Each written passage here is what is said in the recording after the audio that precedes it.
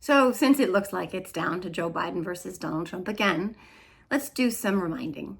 Dear Ma and Pa MAGA, Donald Trump called himself the jobs president. He wasn't. He was, however, the only president in the last 80 years to net job losses during his term. In fact, statistically speaking, he was the worst jobs president in history.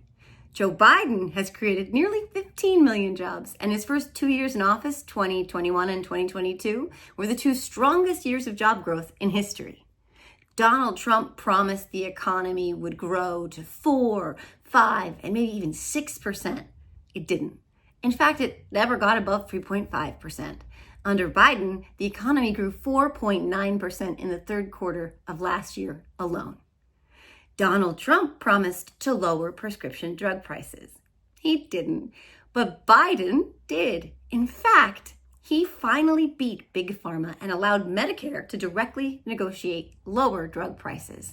And as a result, 4 million seniors on Medicare have now seen their insulin costs capped at $35 a month. And remember that great big beautiful wall Mexico was going to pay for? Well, the little that did get built was paid for by taking money from our own Defense Department, not Mexico. President Biden, on the other hand, did get Mexico to pay $1.5 billion for U.S. border security, and none of their former presidents have ever given him the finger, certainly not multiple times. And just as an aside, when Donald Trump claimed to be the law and order president, 91 charges and a mugshot later, it turns out that he meant he would be the recipient of the most law and order. President Biden may have gotten a parking ticket once, maybe, not sure. The infrastructure deal Trump promised in 2 weeks, Biden delivered. The manufacturing jobs he was going to bring back, Biden returned. The corporations who never trickled down their tax breaks, Biden wants paying their fair share. And the world leaders who laughed at Donald Trump are standing in solidarity with Biden instead. Trump didn't put America first. He didn't make it great again. He put himself first in a country he was then and is now trying to destroy. He's not a self-made business genius. He's a nepotistic fraud. He's not a family man. He's a philanderer who opines about his daughter's sex life. He's not devout. He's devious. And he's not a patriot. He's a traitor. One who is currently charged with trying to overturn an election he lost by any means necessary, including violence. And while I know that when he confuses the name of the town he's in, you'll call him smart. And when he threatens to execute our top general, you'll call him strong. And when he gets arrested, you'll buy the t-shirt. And that nothing I can ever tell you or show you or prove to you will change your mind about him, but it still needs to be said. So I said it. My guest this week is actor, comedian, and broadcaster John Fugelsang, who hosts the Tell Me Everything show weekdays on Sirius XM Insight on Channel 121. He's a brilliantly funny, wildly entertaining, insightful human being, and I love talking to him. You can follow him on social media at John Fugelsang. Definitely head over to his website, johnfugelsang.com. Make sure you look for the Sexy Liberal Saves the World tour coming to a city near you, and keep an eye out for his upcoming book on using the Bible to dismantle the hypocrisy of the religious right. A fantastic conversation, and I laughed my ass off. I know you're going to enjoy. Welcome back to the Are You Effing Kidding Me podcast, John Fugelsang. Thank you, Joanne. I'm so happy to drag your show back down to my level again. That's not funny because I'm serious. You elevate my show, obviously, and this is your second time, I believe. Yes, your second time on my show. We don't have any three-peaters yet, so I'd like to keep you in the running for that in the future. Pass on to the next heat. We'll see how I do. That's right. We'll do a head-to-head between you and Ron Filipowski. So we'll see how you come out of that bracket. I can Jeff Gillooly that guy if he gets too far ahead of me. Don't worry. Wow, that's a deep pull. The Jeff Gillooly reference. I got teased because my maiden name was Maluli. So when that story broke, everyone was calling me Joanne Galooly. Wow. Fugelsang has no idea what a goofy name is like in that regards. That's right. Anything beginning with FU, they called me. You had that's oh God, that's so sad. Okay, well, let's just jump right into last night's State of the Union. What did you think? What are your sort of takeaways, top lines? We got to talk about Biden's energy. Of course, we have to talk about Marge, and we have to get to Katie Britt, but let's just start with your overall takeaways. I thought it was really fascinating going into it. He really had three things he had to do. He had to deal with the age thing. He had to try to remind everybody about how far we've come economically in 4 years and how substantially better we're doing now because we all seem to have COVID amnesia. Hmm. And he needed to draw a sharp contrast between himself and Donald Trump. I got to say, after that speech, forget about president. I want him to host the Oscars. I'll vote for that. I'm ready to. I want to see Joe Biden do a whole tour of just crowd work where he handles the rest of us. He gave one of the greatest ideological political speeches of the past 50 years. And Donald Trump is like the evil kids at the Wonka factory tour. I mean, it was so beyond my expectations last night. He was like Jimmy Stewart as Obi-Wan Kenobi, directed by Rob Reiner. I mean, it was incredible. It was just not just the energy, but the construction of the speech, where the beats were placed, how he allowed himself to be loose, how he allowed himself to look like he was having fun. He destroyed every negative stereotype that Americans have heard nonstop for 3 years. I mean, and he did this at age 81 with a stutter. He's 81 Hmm. with a stutter. I needed a nap halfway through watching Dune, and he's 81 in a stutter. The last 5 minutes of this speech will make you cry harder than the first 5 minutes of Up. So I didn't love everything. I would have loved it if he hadn't used the word illegals. Uh, Yeah. that's a slur. It's a racist slur. I was very disappointed he did it, but I Hmm. acknowledge it probably helped him that he did do it. He Hmm. completely took that argument away from those Philistines, and he positioned himself as a guy who's ready to throw whatever leftist causes under the bus he has to for the next year to be the electable moderate, because at the end of the day, it's all about a bunch of confused white people in 7 states. And Right. that's who we're listening for. And as Donald Trump keeps on casting a smaller net, I mean, the entire Republican Party keeps on auditioning for the people who are already their base, and they're not trying to go beyond. So I think Biden knew what he was doing. It was really smart. Last year, they heckled him on entitlements. Hmm. This year, they heckled him on tax cuts for the super rich. And both times, we've never seen this in the State of the Union. Both times he responds to the heckling by baiting them and then trapping them on their own hypocrisy. He did it again last. That's like his free bird at these shows. So I thought it was really outstanding. And if you need proof that it's a contrast between him and Trump, I mean, it's right there. It's not apples and oranges. It's apples and giant flaming globs of Satan's vomit. That's what this is. That's true, to put it mildly. But he knocked down all of the bullshit, all of those false narratives being pushed by, of course, being pushed by MAGA, but being pushed by the media largely too. I mean, like you said, he's so senile that he was able again to get them to own themselves in a State of the Union. Like you can't just do that on demand if you're senile. I mean, you can't just do that if you're operating at your highest level. Like, I can't just do. He's done it now twice, and this is the Republicans guy got their again. slurs crossed. They got their slurs crossed again. This is what they did with Obama, Joanne.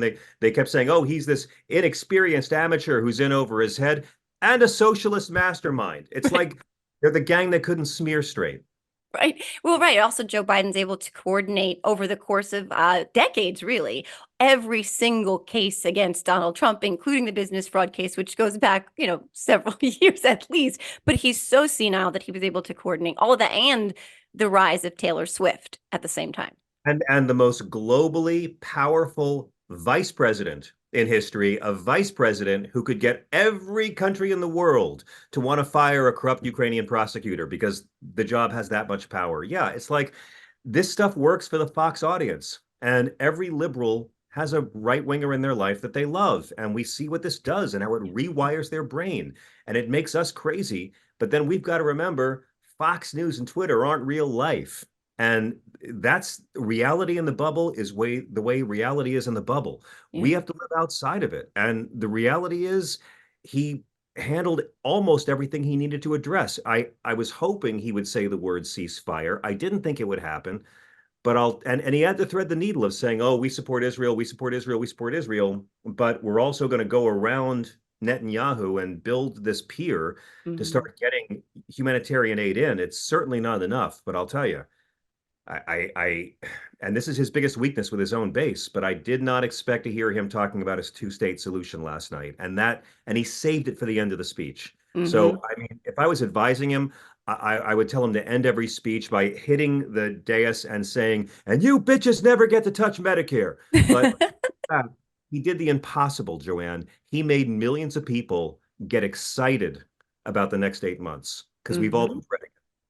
That's the thing. I mean, we could have that debate though, because I admittedly a bit of a Biden stan. And I have been for a long time. And I have long since thought he was the person to meet this moment. But I'm glad that, very glad that he had an opportunity to really showcase his absolute strengths. And he's been to more State of the Unions than pretty much anybody who's ever walked the face of the earth. He's walked the walk. And to your point about the way he ended the speech, I actually got a chance to hear some of the same structure of that.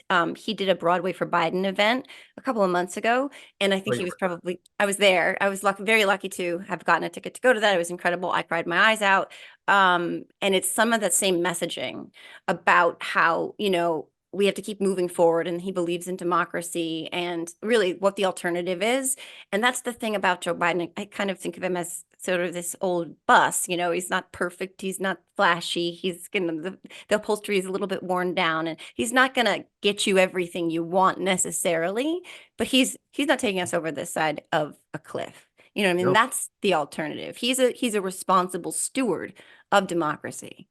And they have really finally begun to turn the age issue into a positive. I thought it was Mhm. seamless last night. So they're both old. I get it. They're both old, and that's fine with me. I don't really mind that Biden's old. I got no problem saying he's old because ideologically he's running against 95-year-old Herbert Hoover economics. He's the Right. young mentally in this race. And, I don't mind having a president who's old because I know he's not thinking about his next job or his mistress. He's thinking about this job right now. I'll take the old guy who needs another nap over the old guy who needs another defense attorney. And he Mhm. indicated that. He talked about how he sort of hinted that, him versus his opponent. And there really are two kinds of old white guys. You got the old white guys who have actually learned to grow with the times and evolve and listen and learn. And then you got the old white guys who are proud to have learned nothing in 50 years. Oh, grandpa's stuck in his ways. Yeah, when you hear grandpa's stuck in his ways, that's a very polite way of saying grandpa lived through the civil rights movement in Vietnam and the Iraq War. He lived through the struggle for the ERA and LGBTQ equality, and he learned fucking nothing. Grandpa's a Mhm. racist dick, and he's never trained because he's in a moral hole. Biden showed there's two ways old white guys can go. They're not all the same. And he killed it and he crushed it and he owned it. He did Yeah. those three. He killed it and crushed it and owned it while he was on fire. He was on fire and on point and killing it, crushing it. No, all the things. He did them all. My expectations were so exceeded. Yeah, I mean, honestly, mine too. And he managed also to weave in all of these sort of really important issues for the broad coalition of the people who would consider themselves being, Democratic voters. Obviously, repro rights were there, repro freedom, voting rights. He talked about an assault weapons ban, which he got booed for, which is to me owning them again. Like he talked about the economy. I think he did talk about Israel. He talked about Ukraine, which we can't stress enough. I can't personally stress enough how terrifying the possibility is that Ukraine will fall and that Putin, Opened with that. He opened with yeah, he Ukraine. did. Right. And because I think, as you probably agree, I mean, I don't speak for you, but that is one of the most pressing issues of this moment in history right now. Oh Is yes. if, yeah. I What are your mean, thoughts on that? Yeah. whole Republican Party. with the Neville Chamberlain airborne virus, and they're all becoming more and ever greater appeasers. I mean, these people would have said, okay, well, let Hitler take Poland and Czechoslovakia, and then then he'll behave. I mean, I hear this argument from these amoral knobs every day. I know you do too. They call me at Sirius XM all the time, and I always ask the same question. If a guy broke into your house and slaughtered your child and raped your wife and killed your pets, how many rooms of your house would you give him to live in so he'd start being nice to you? Because Mhm. that essentially is what you're asking of Ukraine when you, couch surfing Foxbot, are demanding that they negotiate for peace while murderous troops are still in their country. It's an amazing time to be alive.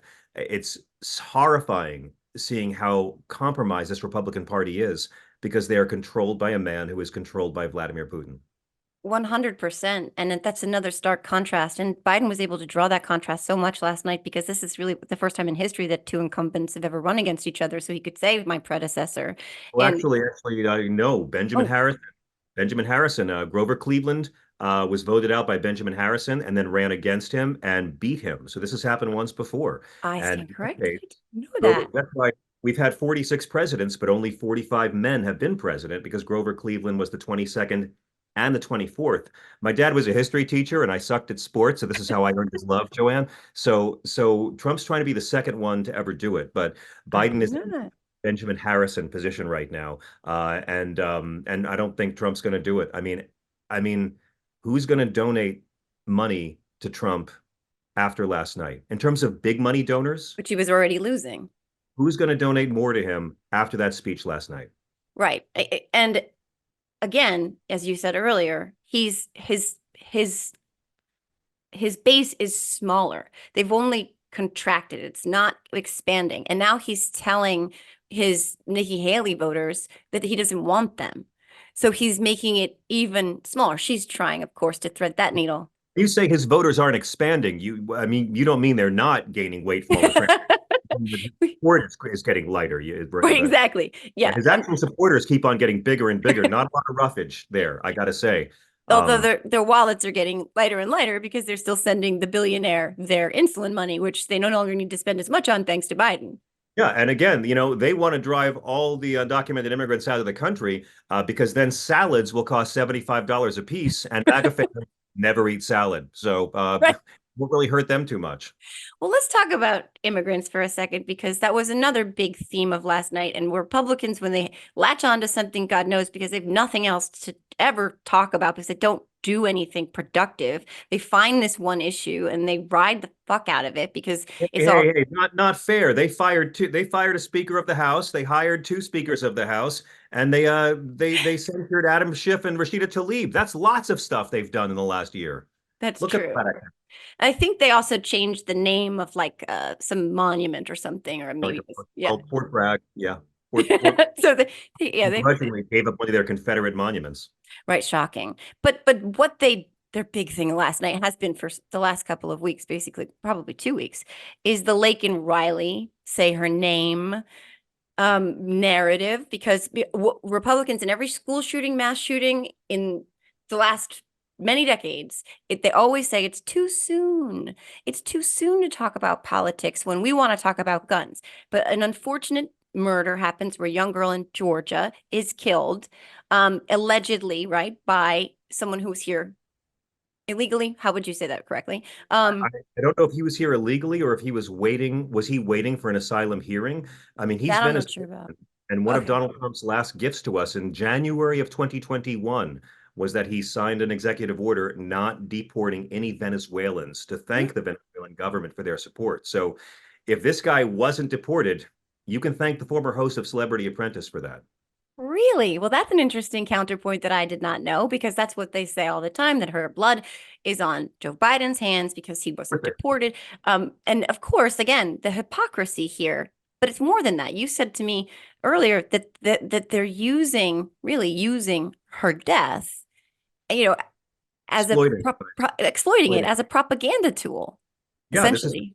This is Benghazi, except that this time it's one person so they can learn their name. For years, when these people would try to exploit the four slaughtered Americans in Benghazi, which they did for literally years. First, they did it to try to hurt Barack Obama in 2012. No, no, actually, first they tried to destroy Susan Rice's career over Hmm. when that didn't work, they tried to destroy Barack Obama. When that didn't work, they tried to destroy Hillary Clinton. And every time someone would call my show, I would always ask them the same question. And when I'd be on a debate on TV, I'd ask the same question. You really care about those four men? Tell me their names. And no one could name any of them because they didn't care about those men or their suffering or their loss beyond how much they could exploit a murder for crass political profit. That's all this is about Laken Riley. If they found out she was a pro-choice activist with a Black Lives Matter t-shirt tomorrow, she'd be even more dead to them. Marjorie Taylor Greene, listen, I think what she's doing is perfect. I think Marjorie Taylor Greene needs to keep on behaving exactly the way she's behaving. I think Democrats were crazy to let George Santos leave the Congress. I think you have to have these people to show the contrast. I mean, Mike Johnson begged them to behave, and they have no impulse control. They couldn't do it. I think it's great. This clown they've got, who's going to be the GOP nominee for governor in North Carolina, fantastic Robinson. black man who's saying that black people should pay reparations to white people to thank them for Mhm. bringing them over on the slave ships and the Holocaust never happened. Make these people famous. Show the clown car. Don't try to dress it up and look where they brought in Katie Britt thinking she'd make them look good. They don't give a damn about women. It's all window dressing to them. So I say the freaks deserve to be first and foremost. Democrats should have kept George Santos in the Congress and every day picked him up by the ankles and beat the Republican caucus with him. Marjorie Taylor helps so much with Democratic voter turnout and Democratic fundraising. Leave her alone and let her be this vulgar batshit Nazi.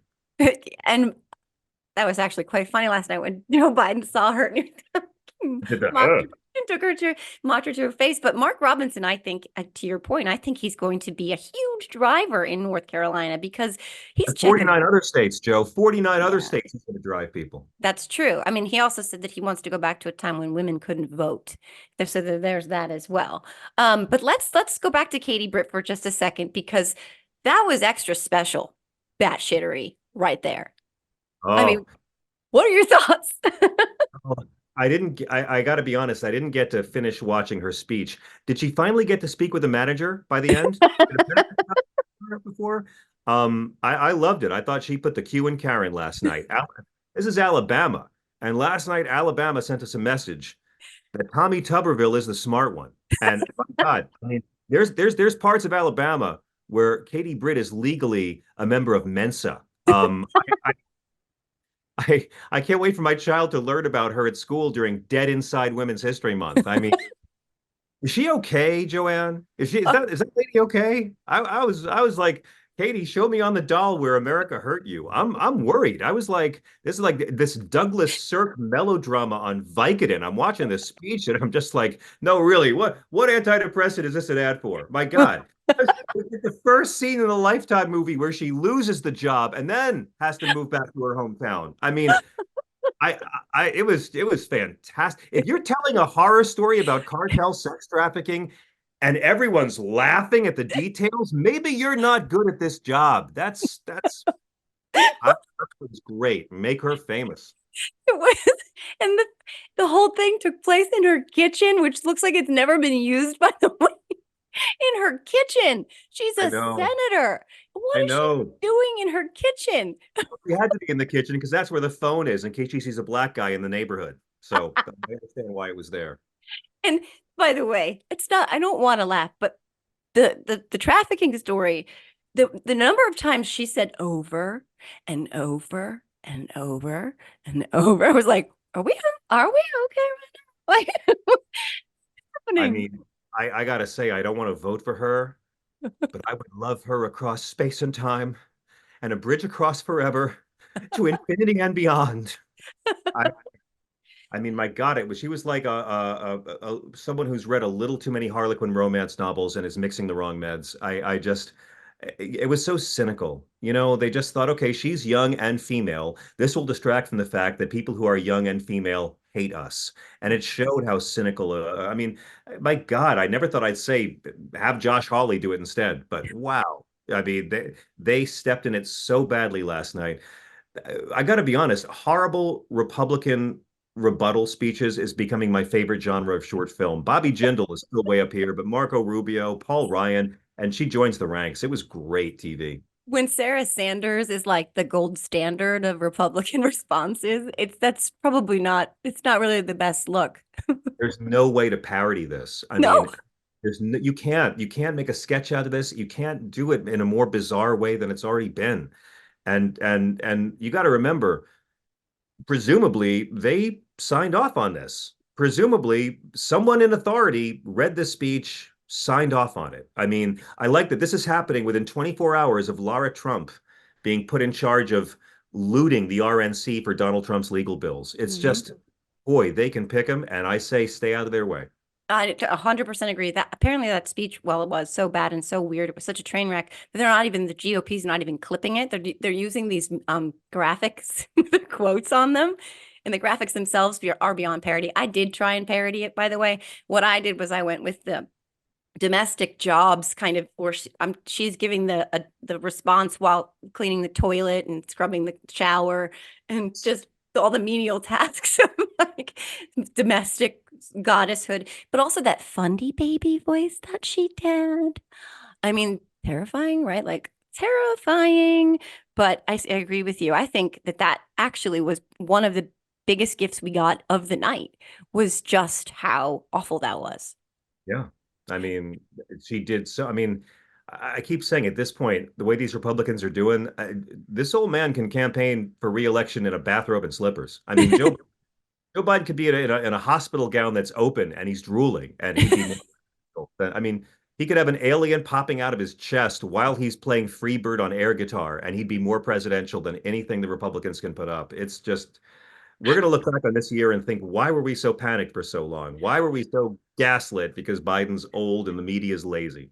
Yep. Bingo. I mean, that is exactly what it is. Plus, I do believe that they want the horse race, and they want the conflict, and they want the uncertainty and the polling, and They yeah. want Trump-sized 2016 to 2020 ratings back. And Hmm. Donald Trump can't even fill his own rallies the way he used to anymore. That's not going to come back. What scares me more is the fact that every evil dictator in the world wants Donald Trump. I mean, maybe the one thing Hamas and Netanyahu can agree on is they want Donald Trump, and North Korea wants him. The Saudi royal family wants Trump back. Putin wants Trump back.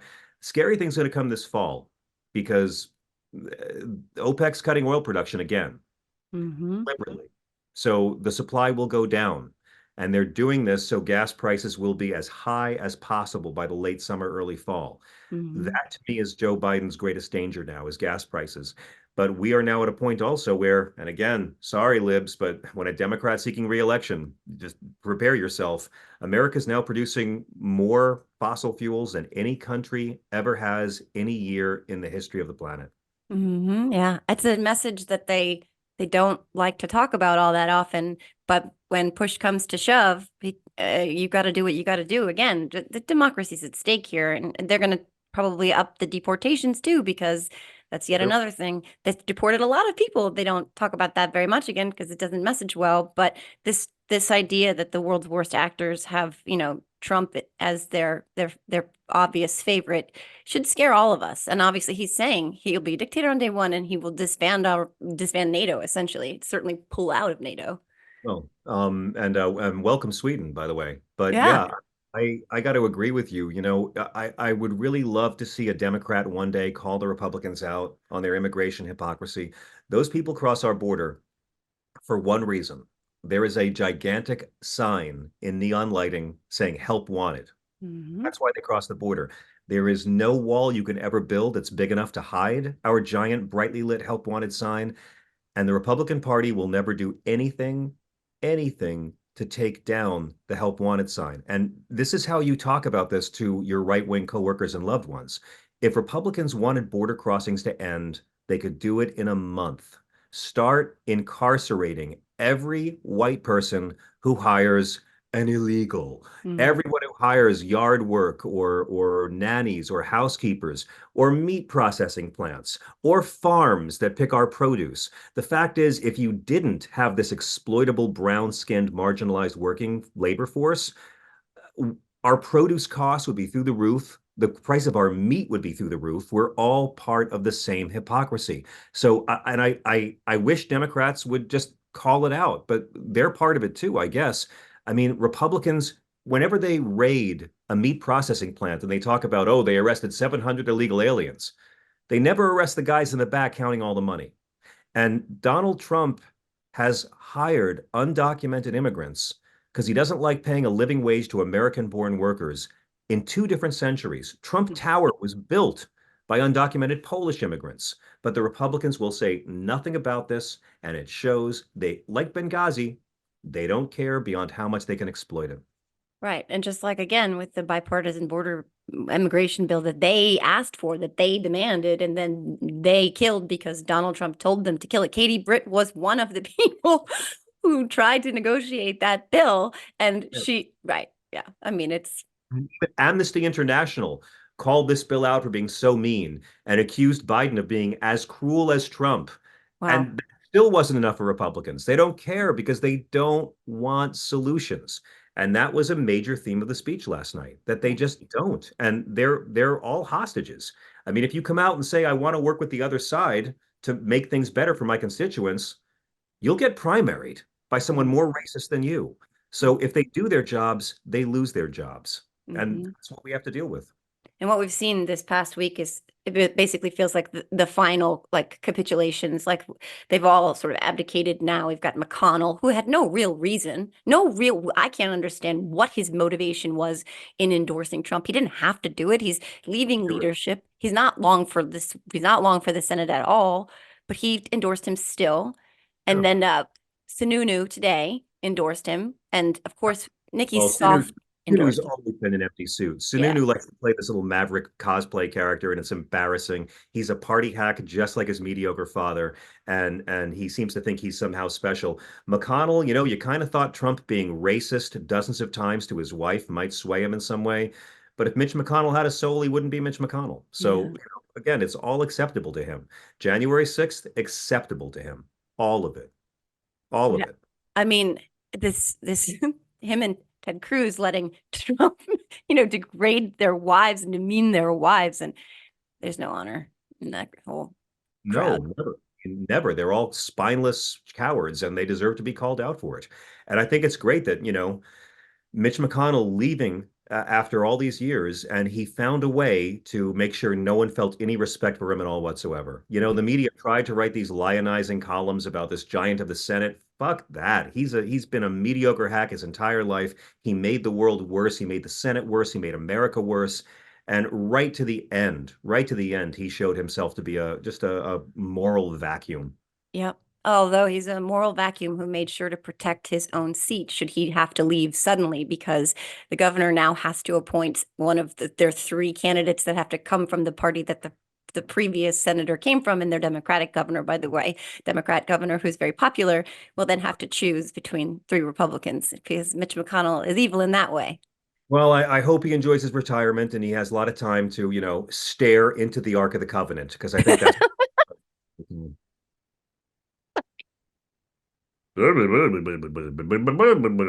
My God, I always Darth Vader fucked Elmer Fudd. Then you'd have Mitch.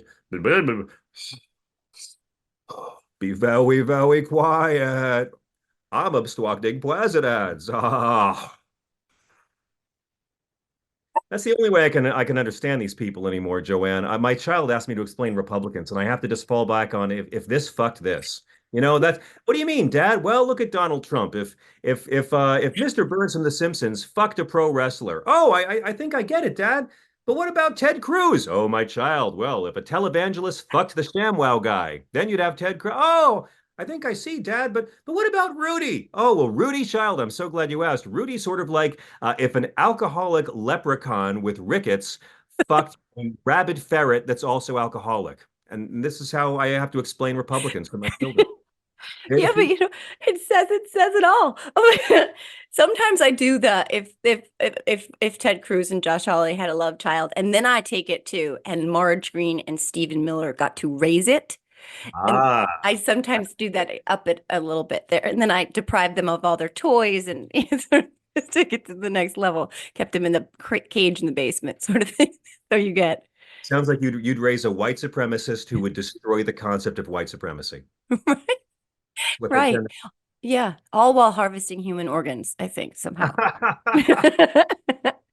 Okay, well, on that note, I'm going to pivot really fast to my rapid fire random question round. John, are you ready?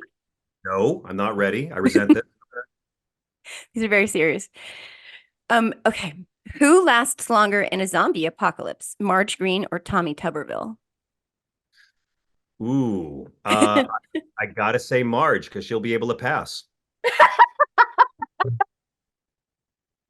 Tommy'd be food day one. And by the way, the zombies would spit him out. I want to point that out. The zombies would say, "You know what? We'll keep looking. We'll keep looking." This one, something wrong with spoiled. Not this one. This one doesn't taste so good. The zombies like, I feel dumber. They have no brains, but they'll feel dumber. Or do they have Brains? brains? Yeah, yeah. No brains? Sorry, hold on. I just have to. Okay. Which Supreme Court justice has the wildest internet search history? Oh, oh man, that's a great one. I mean, I want to say, by the way, Clarence Thomas wasn't there last night, was he? No, neither was Found, Alito. found one thing he can recuse himself from. Uh, Damn it's got it. to be. Why didn't I think of that? I was trying to come up with a damn Thomas joke all night, and you had that one sitting there. Damn it. I guess it's got to be John Roberts. I mean, I want to say something funnier, you know it's John Roberts. You know there's stuff on his hard drive that would get him. He wouldn't be allowed to leave the country of Turkey. Okay, like you know there's stuff on John Roberts' hard drive. You're not Kagan though, huh? You don't think she's got some freaky shit going on? No, no, I don't. I bet, and Kagan, everyone always accuses her of being lesbian all the time. I do not think Elena Kagan is lesbian. I think whoever cuts her hair is lesbian. I love Elena Kagan. I thought her hair was just an extension of her robe. No, not. It's not just she pulled. Oh, okay, my bad. Sorry. No offense. You're great. We love you. Your hair is another conversation. I thought with You're, Alito and Thomas staying home would be a great time for Biden to add three more Supreme Court judges during the speech, but we didn't quite get that far. well, he could have because I mean, if all things, well, depending on how things go, I mean, he'd be immune from any sort of prosecution as long as he doesn't get convicted in the Senate, sort of, right? So basically, all bets are off at this point. All FDR did was threaten to do it, and they backed down. I want to point that out. FDR never really tried to do it. He just threatened to do it, and they stopped blocking the New Deal after he did. Hmm. Uh, Interesting. oh yeah. I would like a little Supreme Court oversight would be nice, but I I digress. so too. But yeah, Right? apparently we don't get to have that there or the White House. The There you go. founders missed having kings, is what I've learned from the Republican. Yeah, Founders really missed having a king who was above all laws. it does seem that way, doesn't it? It's like, well, and we just never had anybody who was so depraved that they kind of found all those cracks and crevices, I guess. I think we probably had a lot of depraved people, but they weren't as messy as Donald Trump. Yeah. If he had just stayed a grifter in New York real estate, laundering money for the Russians and banging hookers, he would have escaped all scrutiny. But he had to run for a job that was under the brightest spotlight and the biggest microscope in the world. And now all of his shenanigans, you can't get away with it. But I will say it's pretty amazing. He ripped off banks, he ripped off insurance companies, and he ripped off the IRS, and he's still not likable. That should be a folk hero, but no. Right. Um, okay, last random question. Oh, since we're talking about him anyway, how many of his grandkids do you think Donald Trump can name? Oh, that's a great one. I don't know. I mean, I'm pretty sure he calls Matt Gaetz Baron, so I don't really know what he would do. If I could interview Donald Trump, the first thing I would ask him would be to name his children's birthdays. Right. You Doesn't know, know. I'm sure he doesn't know. I'm sure he No. knows Ivanka's because he buys very expensive jewelry for her. But the rest of them, I bet he doesn't. And it's okay because I really want Donald Trump to live long enough to see those grandchildren begin changing their last names so they can find employment in this country because that's going to happen. It is. It is going to happen. And I Long enough would, to He's going to live long enough to see grandkids change their name, and I hope to see Barron rebel so hard. Barron is going to pierce body parts we haven't even thought of yet. Humiliate dad. It's going to be beautiful. Drag. I would really like to see him in drag, Baron. I'd like to see him go. Yeah, a drag librarian would be the best arc for Baron. I mean, just wear a Black Lives Matter t-shirt. That's all you got to do. He'll be thrown out of Mar-a-Lago. That's right. Okay, so um, okay, so tell me, you have, of course, your show. Tell me everything. That Yeah. these are all the things you're working on. You've got that. You've got the Sexy Liberal Save the World tour. Yes, it's the first time we've done, we've been doing the Sexy Liberal tour for over 10 years, and we've played some of the best theaters in America, and we've had all kinds of great guests join us on stage. Lily Tomlin has done this show 3 or 4 times. Rob Reiner's done it like 10. We've had Nancy Pelosi on stage with us. I got Margaret Cho and Daryl Hammond to come do gigs with us, but we haven't really done like a real tour in 7 years. We've just done like a few gigs a year. So we are going out and doing a bunch of dates from Minneapolis to Philly to Kansas City to DC, Seattle, Boston. We're going to be playing in Chicago the week of the convention. It's really, really exciting. The great thing about this tour is, so many parts of this country, people can't have a Obama or a Biden bumper sticker on their car when they go to their job or their church. You're in this audience and you look around the room and see 2,000 people and realize, oh my God, these are all liberal people. In Mhm. my home state, like there's no red hats, there's no MAGAs here. And it is the most moral and yet the most morally depraved party you will ever imagine. It's a bunch of good people being horrible and laughing at horrible things. It's a party every night. Hal Sparks, Frangela, Stephanie, and myself.